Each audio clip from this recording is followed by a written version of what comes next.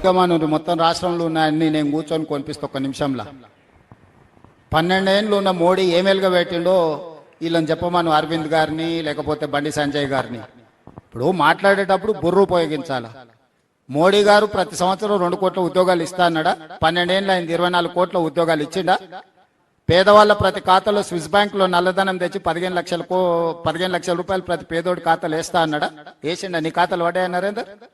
పోనీ ఇక్కడ రాములు గారి ఖాతాలు పడ్డాయా? ఆయన కూడా పేద ఆయనే కదా. ఇట్లాంటి ఒక 50 చెప్తా నరేంద్ర మోడీ గారు ఇచ్చిన అష్యూరెన్సెస్ కి రైతుల ఆదాయాన్ని 2 ఇంతలు చేస్తా అన్నాడు. చేసిండా? పండించింది కొంటలేడు.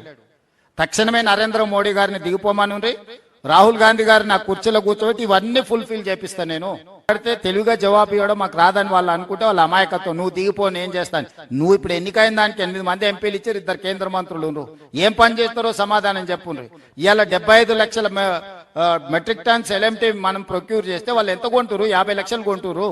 మిగతా 25 లక్షలు ఎవరింట్లో పోయాలి? ఎవరి నెత్తి మీద పోయాలి? 6-7 వేల కోట్ల రూపాయలు అదనపు భారం ఇప్పుడు అవి కొన్నందుకు.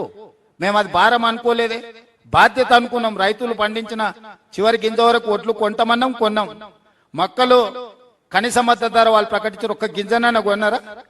జొన్నలు కనీస మద్దతు ధర ప్రకటించారు, ఒక్క గింజనన్న కొన్నారా?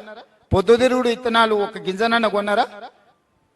అంటే ఢిల్లీలో కూర్చొని కనీస మద్దతు ప్రకటించి ఇక మీ సావు మీరు సావు పోండి అని ఇది పెద్ద తెలివితేటలు అనుకుంటున్నారా వాళ్ళు? నాకు అర్థం కావట్లేదు.